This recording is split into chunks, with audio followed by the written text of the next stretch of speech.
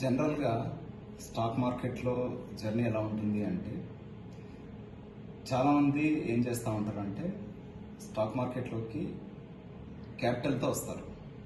Okay, so క్యాపిటల్తో వచ్చారు కానీ వీళ్ళకి నాలెడ్జ్ లేకపోవడంతో కొంతకాలానికి క్యాపిటల్ అనేది లాస్ అవుతారు.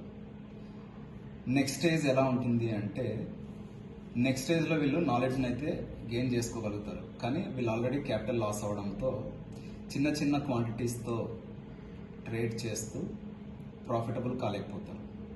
ప్లస్ ప్రాఫిట్స్ చేసిన సాటిస్ఫాక్షన్ లెవెల్ అనేది రీచ్ కాలేరనమాట.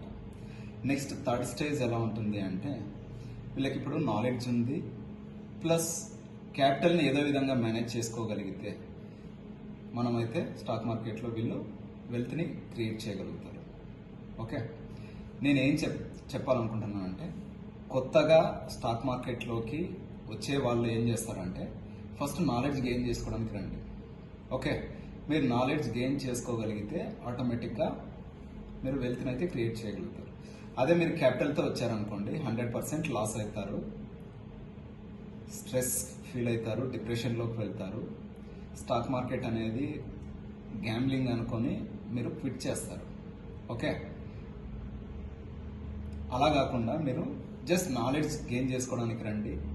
నాలెడ్జ్ గెయిన్ చేసుకున్న తర్వాత మనీ అనేది సెకండరీ. మీరు క్యాపిటల్ని ఏదో విధంగా మేనేజ్ చేసుకోగలిగితే మనం డెఫినెట్గా వెల్త్ని అయితే క్రియేట్ చేయగలుగుతాం. Thank you.